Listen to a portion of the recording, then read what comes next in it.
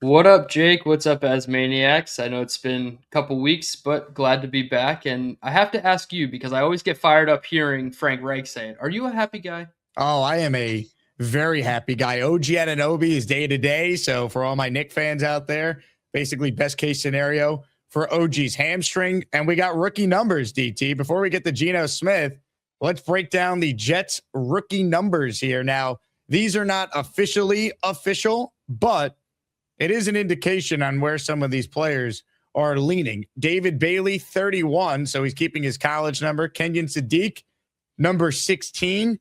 Omar Cooper Jr. channeling his inner Santana Moss with the number 83. D'Angelo Pons, Aaron Glenn Light. Well, can't be 31. Bailey has that number. So Pons going with 23. Azaria Thomas changed his number from 23 to 1. And then you have Daryl Jackson Jr. rocking the Leger Duzable, number 78. Kate Klubnik going full Chad Pennington with the number 10, or Santonio Holmes. Cooper, Inez Cooper, going with the 72. We won't bring up the most recent Jet that wore that number. And then the guy that's going to bring some pain, VJ Payne, rocking number 34. What's your big takeaway seeing these numbers?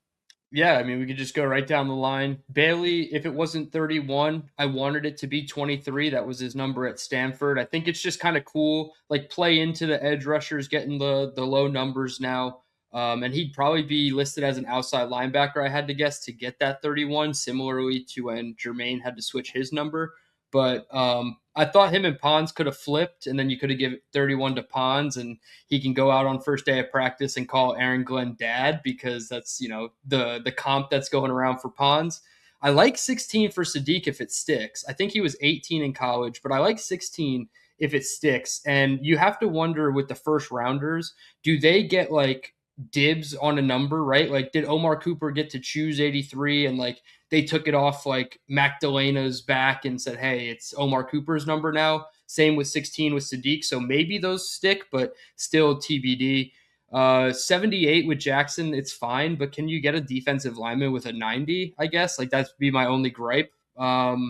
72, yeah, we won't talk about it, but Cooper will remind us of Brandon Shell, and he's at least on the offensive side of the ball wearing 72. Klubnik getting all the brownie points, picking number 10. If he sticks with 10, I don't know, just because I'm a South Carolina guy, I might get Klubnik's jersey. Like, I thought about getting Sellers' jersey in the same way if we drafted him. So, and then Payne, 34. The last guy I remember was Justin Hardy who wore it. And if VJ Payne is anything like Justin Hardy on special teams and with his length and speed, he probably could be.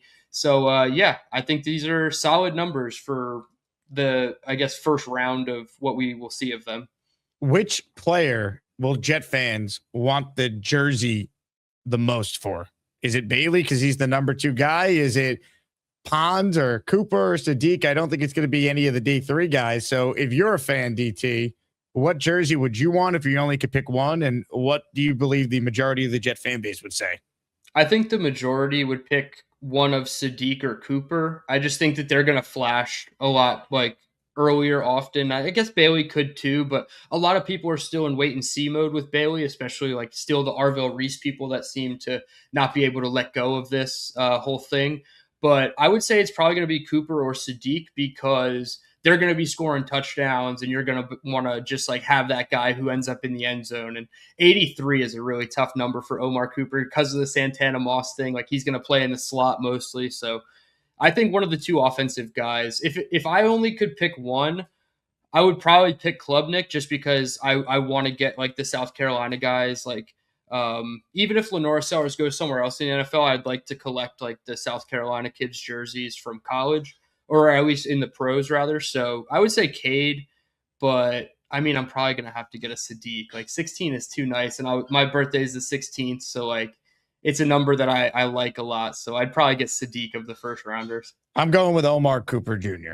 I just think he's going to be awesome. And he's channeling the number 83. Let's hope, as I said, on the Jets collective, he goes full Santana Moss with that number. Jets hit on that one in the first round. And let's hope they got it right with Omar Cooper Jr.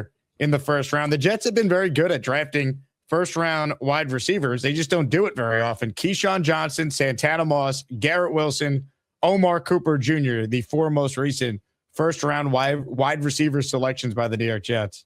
Yeah, and I liked Samini's little tidbit on Jets Collective a couple weeks ago. And he was talking about how this was the first time in 50 something years a team had taken 2 pass catchers in the first round. So I do like the Jets kind of going outside the norm and doing something that they're not necessarily accustomed to doing. We can argue about if they took the right one or not. We'll find out. But I can't argue with their process of taking a wide receiver 2, maybe 3 in the first round, especially given the fact that they already got Kenyon Sadiq, a pass catcher for this offense, who could play wide receiver too. All right, Asmaniacs, listen up for a second. No matter what you're watching, whether it's New York sports or any game you didn't plan on caring about, there's no better way to stay locked in than with PrizePicks. It's daily fantasy made simple. You're just picking more or less on player projections. That's it. No complicated lineups, no nonsense. Just you versus the numbers. And here's why I love it. Even if it's a game you normally wouldn't care about, once you got a lineup going, you're locked in. Every play matters, every drive matters, every at-bat matters. I've been mixing sports too. Maybe a little football, throwing some baseball, maybe some basketball, and now you've got action across the board all night, and PrizePicks makes it even better with features like early cash outs if your picks are hitting, the ability to mix multiple sports in one lineup, and you can even see what other people are playing and tail their picks. So if you haven't tried it yet, what are you doing? Download the PrizePicks app right now. Use code HMA. That's HMA, and you'll get $50 in lineups after you play your first $5 lineup. Again, it's HMA on PrizePicks. PrizePicks, where it always feels good to be right. All right, some comments I want to play from Ian Rappaport on the NFL Network talking about Geno Smith. Dylan will play it and then react. And since NFL media flags anything with video, here is a random screenshot of Ian Rappaport's mouth open as he's talking. Enjoy. A better chance that it happens this year for Geno Smith than it happened last year. Let's remember, that situation he was in last year for the Las Vegas Raiders was one of the worst situations in the NFL. The offensive line in Las Vegas was horrible. The players were okay. They were coached very bad. Scheme was bad. Chip Kelly fired just 11 games in or whatever it was. He had very, very little chance to succeed. So yes, besides the whole chip on the shoulder thing, football-wise, Geno Smith is going to be in a much better place to succeed this year compared to last year. I've always wondered, Mike, what it would have been like if Geno Smith had not been punched in the jaw, broken his jaw, and Ryan Fitzpatrick ends up starting about 10 years ago. Would he have been the franchise starter for the New York Jets? We're never going to know, but at least Geno has a chance to author the proper ending to his story. And the other part of this is, if he plays just average football, I think there's a very real chance he is back next year, because what they've done is build around a future franchise quarterback that they right now do not have. 3 first-round picks next year. All indications are at least they're going to take a run at trying to get a franchise guy. If they get one, having a viable Geno to start and make it easier for that person would make sense as well in 2027. Everything with the Jets leads to Geno Smith hopefully having a bounce-back year, and that would be very beneficial for them. DT, what stands out about those comments? Well, he definitely hit the nail on the head with just how bad it was in Vegas. A lot of people who don't necessarily follow the Raiders might not be aware, but there was Chip Kelly's son was the offensive line coach, and there were times throughout the season where general manager John Spytek was literally having meetings with Ashton Genty, who's a rookie running back, and their offensive line going over what they're supposed to do on game day, not the offensive line coach. And they just felt very weird about the whole situation. I forget who published the article, but it said at times that like nobody just wanted to address the fact that it was Pete Carroll's son, and they were having meetings basically behind his back. And that's why the offensive line was shit. The run game was shit. Geno was very bad again for the second straight year in terms of like turnovers with interceptions and whatnot. But then you go and look at what he has for this year, and it's kind of night and day. I mean, Sadiq is going to be hopefully used like a Brock Bowers. He's probably not as high level as a Bowers, but he should be used in similar ways. You already have Mason Taylor, who's a better version of their backup tight end Maher. You have 2 wide receivers. At least the coaching staff has told us that they're feeling really high on A.D. Mitchell, but we know how they feel about Garrett Wilson. Now you add Omar Cooper as well. there's people outside the Jets community saying we might have too many mouths to feed, but they're just the fantasy bros that really don't know how to pinpoint the Jets week to week, which is a good thing, right? If you can't figure out who's going to lead the team in receiving yards on a given week, you have a good offense, in my opinion. So it's night and day. And then the offensive line is so much better across the board. I think they had talent in Vegas. It just wasn't put together. And obviously we take Parham from them, and he's going to be our starting left guard. But it is night and day in terms of what is the environment around him. Obviously, Frank Reich and him have to get together, and this will be their first time meeting, like Frank said. And it'll be a nice meeting of the minds, right? Frank has been around a while. Geno's been around a while. Hopefully you can come up with a lot of, good things for 2026. And I guess as far as the contract, I mean, if he's not on the team in 2027, am I worried? No, because there's one of two ways to look at it. He either did really bad and there's no point in bringing him back for 2027, or he did really good and maybe the Jets just don't feel like paying, extra money for a 1-year deal for Geno Smith to come back when they have their sights set on drafting a new quarterback anyway. So there's two ways to look at it. I'm glad that Geno Smith is in a contract year from his perspective. It gives the player a little bit of insurance, like, hey, if it doesn't work here, I'm not stuck here again. But also, I have something to play for. So maybe we get the best version of Geno. I mean, if he plays average football, what's the record for the Jets? Because Rappaport says, well, if Geno Smith's average, there's a good chance he's back.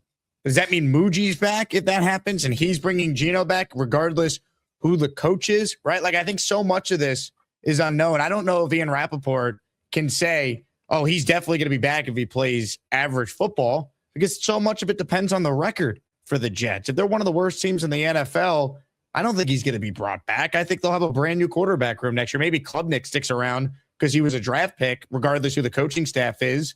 But if they have a new coach that's going to take a big swing at quarterback in the first round, there's no guarantee that Geno's back just because they want him to be, as we sit here in May of 2026. I think anyone trying to tell you that Geno could be part of, the long-term plan in the quarterback room, he's here for a year, just like Aaron Glenn could be here for only a year. They got to win games if anyone's going to be back on the coaching side of things for 2027. And while I think Muji is in better standing than Glenn, his job is not guaranteed if they're one of the worst teams in football next year. Yeah, and like you said, if we get average play from Geno, are we just going to do the solid 7 and have 10 losses still on the season? Like, is that even enough? Woody Johnson has been proven to do whatever he wants to do at any given moment. So we don't know what that internal number is, but from the outside perspective, like, if we get an average Geno and we win 7, maybe 8 games, if we're 8-9, then I could see a scenario where all the guys are brought back, Muji, AG, Reich, and then Geno, but probably in more of a backup role. And then they'd want to pay him accordingly as a backup. So it's hard to predict anything for 2027, considering we have 3 first-round picks, so we can do whatever we want in the first round and try to come up as high as we can, even if none of those picks end up in the top 10, which would mean good things for the Jets, but also good things for the other teams that hold those picks. But I don't know, man. There's just too much unknown in 2027 that, like, anybody saying somebody could be back. Let's actually think about how we get Muji and Glenn back, because a lot of fans feel really good about Muji and players feel good about Glenn for what that's worth, right? Geno Smith with Josina Anderson had an exclusive interview the day he signed, and he was like, yeah, that chip on my shoulder, just like AG. It's all we talk about is like, we have that same mentality. Like, we're going to go. And now it seems like he has a really good developing relationship with Reich, and that's what you need in your building to hopefully find success. So it's too much TBD in 2027, and let's just hope we get an average version of Geno this year. Speaking of Reich, what were your takeaways from getting the chance to listen to him talk for the first time since being hired as the OC? I felt better about it, right? I think a lot of people were like a little, timid about the signing in general. There was people who really liked it. Obviously, there was people who really didn't like it. But I felt like kind of so of the options that were kind of boiling down. And it's okay because he's a former head coach. And that came out in that press conference. All that head coach, I don't want to call it like head coach speak, because a lot of people think that means nothing. But a lot of that head coach mentality, he's like, yeah, I thought this was a blank canvas. And despite the mess outside of it, I think this blank canvas can be something a lot of fun. And I think to that degree is a really good perspective to have as a coach, as opposed to, I need XYZ ABC in order to take this job, or else I don't feel confident about it. Like, there's coaches that make chicken salad out of chicken shit. I'm not saying he will, but I like that mentality from him of like, this gets me going, is trying to fix this situation and is trying to figure out how do we turn this thing around, because that means a whole lot more than basically jumping on a bandwagon of a team that's already having success. He could have been, let's just say, the Philadelphia Eagles offensive coordinator. He wasn't going to be, but like, he could easily just cling on with a team as like a lower role than offensive coordinator if all he thinks about is like being part of a winning program. But to turn around into a winning program, that's a really good feeling to have as an offensive coordinator, because now you have two kind of head coaches, even if it's like 1.5, because neither of them are a full head coach by themselves, right? We don't know about AG, and Reich has had his downfalls. But if we have like 1.5 head coaches in the building, that's only going to help trickle the message down. I'll tell you who liked what Frank Reich had to say. Geno apparently did. So Jamie Stewart, friend of the show, covers New York sports for Newsday, was at the Knicks game last night, and he tweeted, Jets QB Geno Smith is at the game. I said, welcome back, and told him the nice things Frank Reich said today on Zoom with reporters he hasn't heard. Geno says he loves Reich and that he played the position. He also told me he thought the Jets killed the draft. So QB1 is liking what he has seen from the Jets so far. Hell yeah. And I believe Musgrave also played quarterback. Now he's like, he's older, kind of like Reich, so it's been a while. And I don't know if he played at the NFL level, but to have former quarterbacks coaching quarterbacks, it makes sense, right? It's not Charles London coaching quarterbacks anymore. Like, we have somebody who played the position, who can relate to the position a lot better, who says, hey, I've seen this situation. I've seen when the team shows cover 1 and they drop into a cover 6 post snap, and I see that's like one of your downfalls, Geno. This is how I used to combat it when I was, playing quarterback, and this is what I see as a coach now. So like, all that extra former quarterbacking experience, similarly to like the Saints, right? They have Kellen Moore, they have Doug Nussmeier as their OC, Scott Tolzien, former long-term backup, as their quarterbacks coach. They have a good infrastructure around Tyler Shuck. So just having more former quarterbacks makes me feel better about the job, even if obviously it could go belly up, but like, it makes you feel better on the surface. Press conference. Frank Reich, first time we've heard Frank Reich speak since he was named new Jet OC. What did you take away from listening to Frank talk about the Jets and the Jet offense? Yeah, to me, what stood out was him talking about the challenge and how he wants to be a part of turning this thing around. He seems a little broken, like all of us Jet fans, and wants to be here for the turnaround. And supposedly was very re-energized, I believe his words were, on becoming the Stanford interim head coach. So hopefully that translates over to him as the offensive coordinator of the New York Jets. But I kind of chuckled to myself when he was asked about, hey, there's not like a great quarterback here in place, and there was some question marks about this offense. And he was like, yeah, but I want to be the guy who fixes it. So good on him for taking that challenge. What are your thoughts on Frank Reich saying that Geno Smith is the perfect fit for the offense? Sure. I guess, right? Like, I just think they're kind of going to ask Geno to manage games. And at this point in Geno's career, I'm hoping that he could do that at a higher level than what we saw from, Justin Fields or Brady Cook or even Tyrod Taylor last year. I don't think we're going to see Geno ascend to being like a top 10 quarterback in the NFL, but can he be functional in this offense? That I could get behind, but perfect fit maybe seems like a stretch. So Geno Smith was at the Knicks game last night, and Jamie Stewart, big Jet fan, he works for Newsday, took this selfie of Geno in the back, but he also actually had a conversation with Geno Smith. Jamie said that Geno had not heard Frank Reich's comments, but Geno told him that he loves Frank Reich. Geno said that he loves that Frank played the position, and he thought that the Jets killed it in the draft. So there's your Geno Smith update. The relationship that Geno has with Frank Reich, how quickly they could get on the same page, that's the biggest thing for the Jets to have a season that actually could give us, some moments of feeling like, wow, we could be football fans and root for our team to win. Like those two guys getting on the same page, Geno playing competent football with the pieces that I think they've added. Like that's the key. Like the two most important Jets in 2026 in my mind are the offensive coordinator and the quarterback. Yeah, I think you're right to say that, because quarterback play, as we know, can really derail a season if it goes wrong. And these guys haven't worked together in the past, but Geno seems to fit the bill of what Frank Reich looks for in a quarterback. So it's important to see these guys get on the same page. It's kind of, they went polar opposite from their last offensive coordinator. They went with the young, hot shot and Tanner Engstrand, and it clearly didn't work out with Justin Fields and how they were planning to do their offense a year ago. And it feels like they're going the complete opposite direction. A quarterback who's, not really a run first guy, is not afraid to push the ball down the field, and an offensive coordinator and a quarterback coach too, if you want to include Musgrave in that, who has a ton of experience and, isn't that young and up and coming guy, but you're just hoping is still in the game and gets it with where things are going now in 2026. Comments, questions, super chats, they cut the line. This was Frank Reich yesterday talking about Geno Smith and him being the fit of all fits for the New York Jets. I think he fits perfect. I've liked Geno from day one. When he was coming out of West Virginia, I had a high grade on Geno.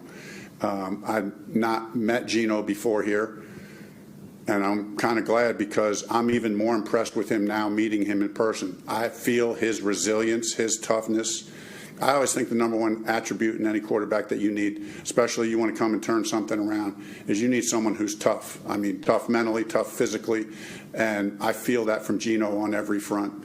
I think his experience, the ups and downs that he's been through, and he's had great success and had to deal with some tough seasons.